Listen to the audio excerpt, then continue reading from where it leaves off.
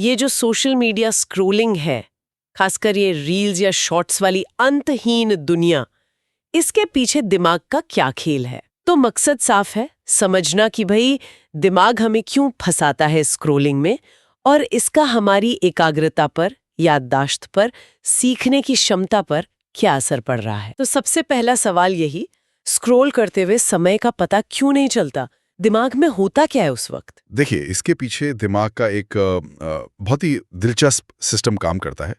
नाम थोड़ा टेक्निकल है, mesolimbic dopamine pathway. Mesolimbic dopamine pathway. हाँ, ओके। हाँ, पर इसका मेन प्लेयर है डोपामीन।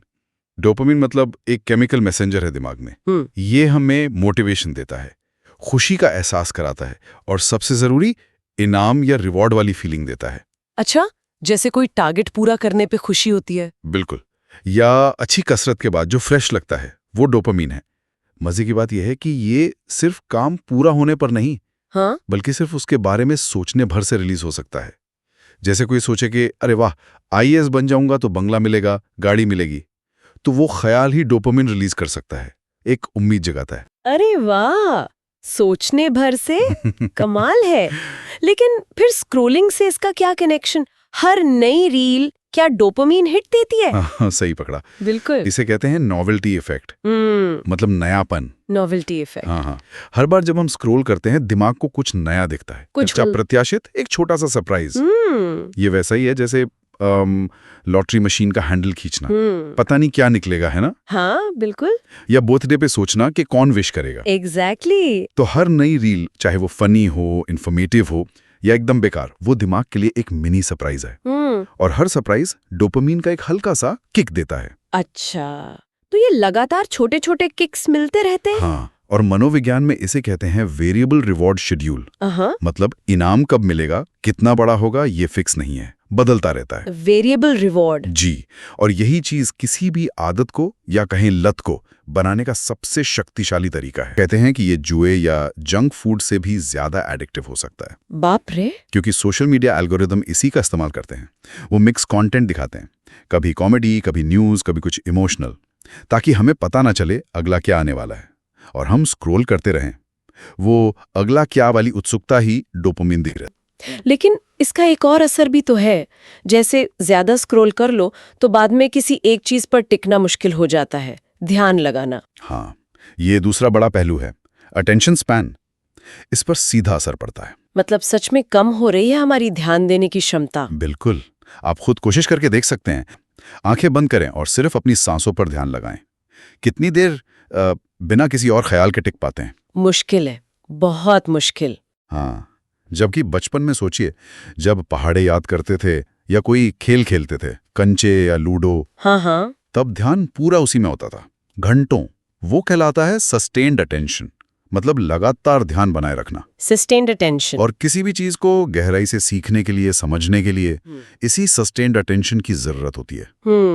लेकिन रिसर्च अभी यही बताते हैं कि साल 2000 के बाद से एवरेज अटेंशन स्पैन काफी कम हुआ है। कितना कम? अंदाजन कुछ स्टडीज तो 30-35% तक गिरावट बताती हैं। स्क्रोलिंग क्या करती है, वो दिमाग को ट्रेन करती है ट्रांजिएंट अटेंशन के लिए, एक चीज से दूसरी पे कूदना फटाफट। ट्रांजिएंट अटेंशन मतलब टिकाऊ नहीं। बिल्कुल, गहरा नहीं, और दिमाग को इसी की आदत पड़ जाती है।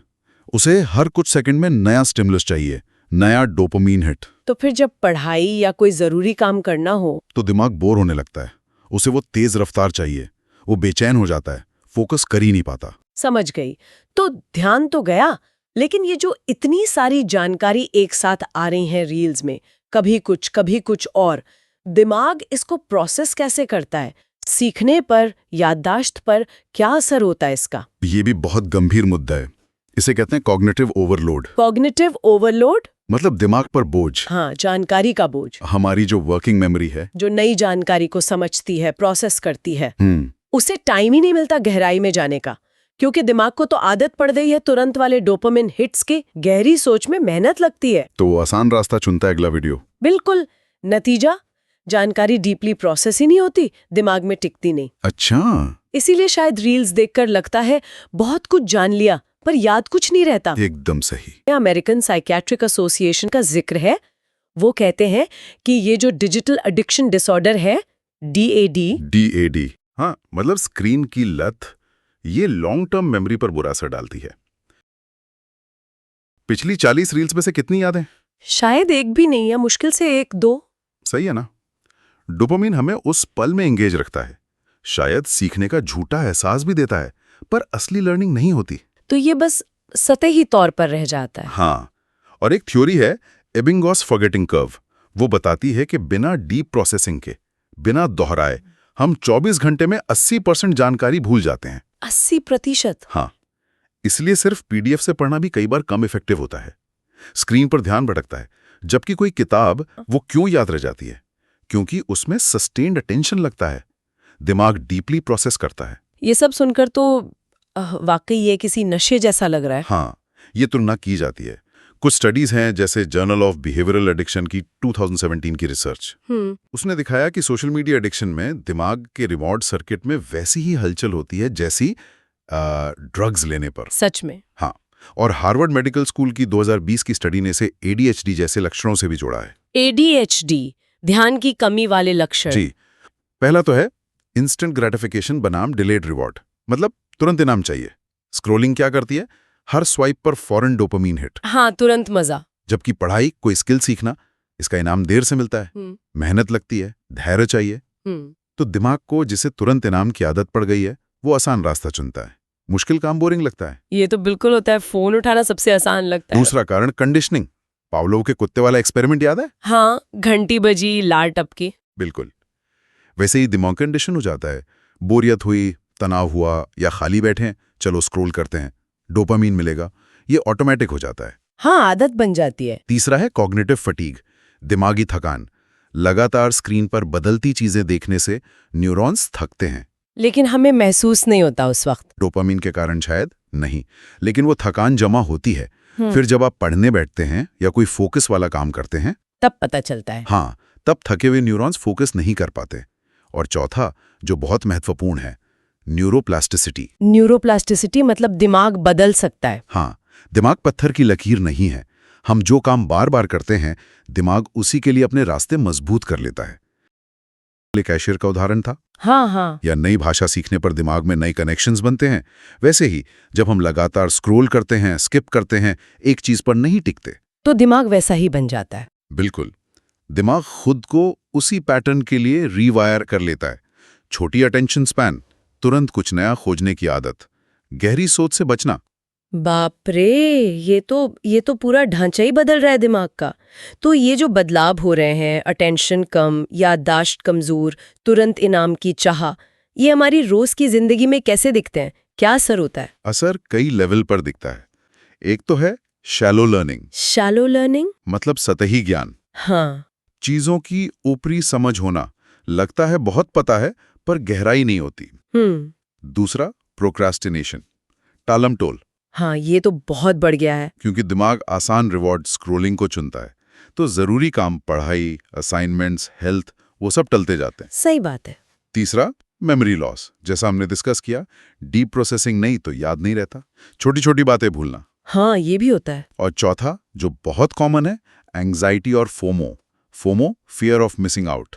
जी, एक बेचैनी, घबराहट और ये डर कि कहीं कुछ छूट तो नहीं रहा, दूसरे लोग क्या कर रहे हैं। और इसके लक्षण? बार बार फोन चेक करना। हाँ, बार बार फोन देखना, नोटिफिकेशंस का इंतजार, दूसरों की ऑनलाइन लाइफ देखकर दुखी होना, लाइक्स कमेंट्स की चिंता, ये सब फोमो और एंग्जाइटी से जुड़े हो सकते हैं। ये मानसिक शांति छीन लेते हैं।